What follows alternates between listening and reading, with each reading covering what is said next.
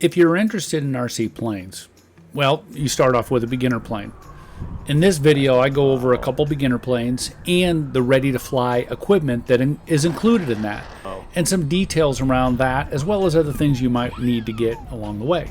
So, let's get into it. Welcome to the shop. I have two FMS beginner planes, the Easy Trainer and the FMS Ranger 1.2 meter plane. Both really good planes, a lot of fun, both ready to fly, but there's pros and cons with each one, depending on what your goals are. In this video, I'm going to go over several things. One is, go over some of the details on why which one of these planes might be better for you. And second, I want to go into this whole ready to fly. What does that mean? What do you really get from a transmitter, receiver, gyro, battery, charger, all the pieces and parts? I want to go into more detail there, and also then talk about what are some logical upgrades or additional things you should buy if you're picking up a ready-to-fly plane, so you can make that educated decision on what's best for you and kind of the direction you want to go. So I'm going to go into a bunch of details about these planes and some other pieces and parts that are going to be required if you want to stay in the field for a while. So anyway, stick around. Let's get into it. Let's talk about the differences between the planes. I'm going to start off with the Ranger here and just kind of go into the highlights of it. So the Ranger, and I got to say, I've had multiple Rangers, over the past several years. I've created many videos on Rangers. They're incredibly popular, and they're popular because they fly really well. They're super stable. The ready-to-fly system comes with a transmitter, battery charger, just all the things that all of the ready-to-fly systems have.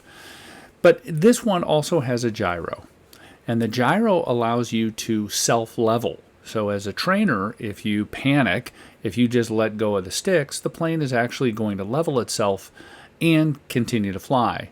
Another feature with the Ranger is the front nose wheel. The front nose wheel is a big spring, which is great for a beginner because often a beginner tries to time their flare and they smash that front nose wheel. This spring gives you some durability. It doesn't break very easily.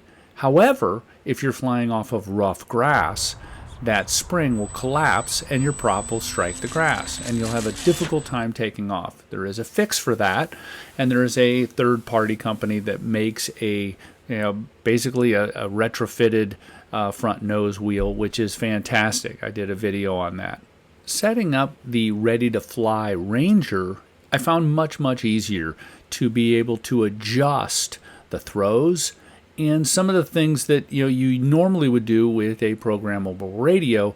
Since the Ranger has a gyro, you can use the app. There's a phone app that allows you to make corrections and adjustments to some of the settings. It's very handy. I made an entire video on how to set up this plane. If we were to talk flight performance of the Ranger, as I said before, it's a beginner plane, super stable. It doesn't stall, it just mushes. Takeoffs are simple. Flight performance, the power to weight ratio is pretty good. You can do some aerobatics, but more importantly, you've got enough power to get you out of trouble if you start doing anything maybe you shouldn't be doing. When it comes to landings, it is incredibly easy to land, to get that nose wheel up and land on the mains. Super versatile from that perspective. Again, though, if you're landing on rough terrain, that nose wheel spring will collapse, and I highly recommend you upgrading to a different, nose wheel, that third-party one I talked about. The other part with the Ranger, you do have to look at cost. The ready-to-fly kit is around $230 with everything. I highly recommend you adding the floats, because the floats give you some more options to fly on snow and water. If those two things are in your area where you fly, you'll really have a lot of enjoyment out of it. But for $230, you get the plane, everything you need to fly. But there are a few other things you need to get, and I'll go into that later. So now let's talk about the Easy Trainer. It is a bare bones, simple Bixler style pusher. And positives about it are that it is a super slow flyer, super stable. It can take off and land anywhere. Well, anywhere landing meaning in the grass or whatever. There's no landing gear. It just skids in and you're good to go, and it's pretty darn durable. Just like the other RTF, the Ranger, it comes with a battery, a charger, and a transmitter. What this plane doesn't come with is the reflex gyro, which does make it a little harder for setup, and it doesn't have that self-level feature. If you're a beginner pilot and you purchase this easy trainer, get the reflex gyro also, or put in some other kind of gyro that you like. Hand launching is a breeze. Give it some throttle and chuck it. It's as simple as that. With the current configuration, it is pretty anemic on power. It can't do a big loop. You got to gain some speed by diving to get a loop. Rolls are very, very slow. But keep in mind that that's not what this plane is for. It is that simple, throw in your car, take to anywhere you want to fly, and throw it and just have fun cruising around flying. Landings are as uneventful as the hand launch. It's basically just cutting back on throttle or completely chopping the throttle and just gliding it in, little nose down, level off when you get close, and it just skids in. Pretty much that's it. So now let's talk cost of the Easy Trainer. So you're looking at $179, or you'll get 10% off if you use my discount code on FMS Store.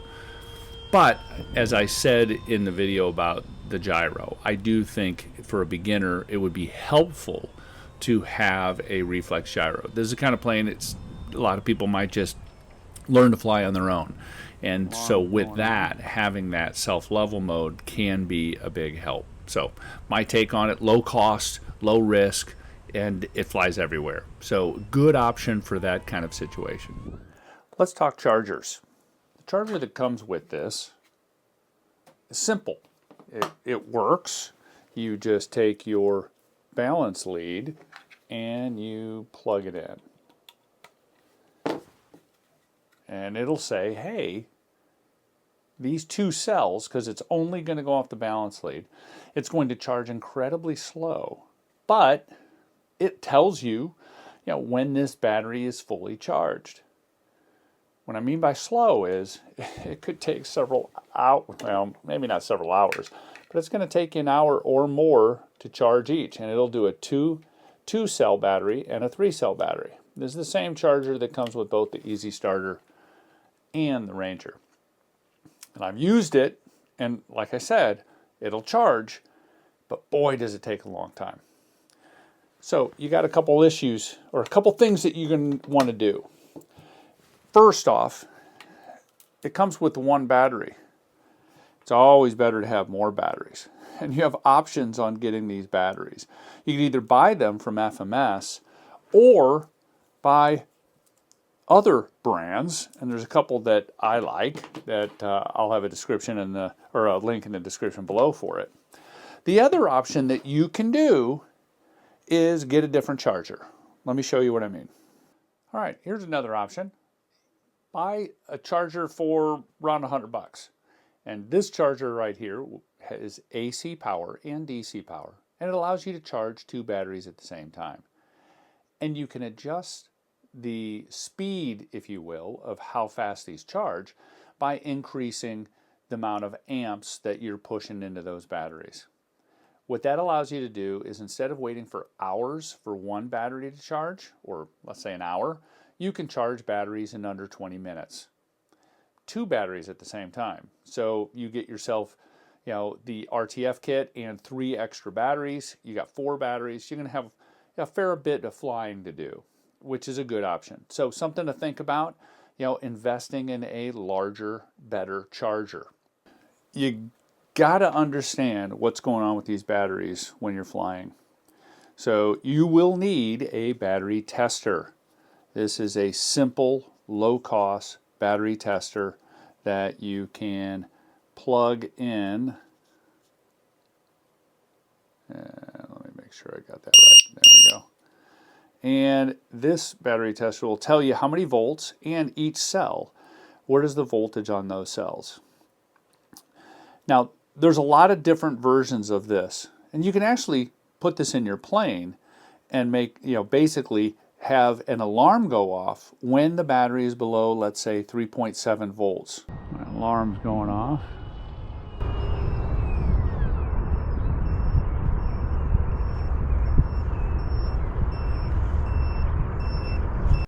Some of the systems out there I've used, as soon as it trips at 3.7, it continues to beep. Even though the battery recovered and now you're at 3.9, it still continues to beep. You can get the Predator version of this at FMS Hobby. There's a link in the description below, and that alarm will shut off, and it will only go on when the battery is at that 3.7 per cell threshold. So really handy to have. Now this is a low-end type of battery checker. You can also get something which is a little nicer. And this is the ISDT Battery Go system, the BG8S. And what this allows you to do is take a look at the cells and each cell, and what does it look like? Is it balanced?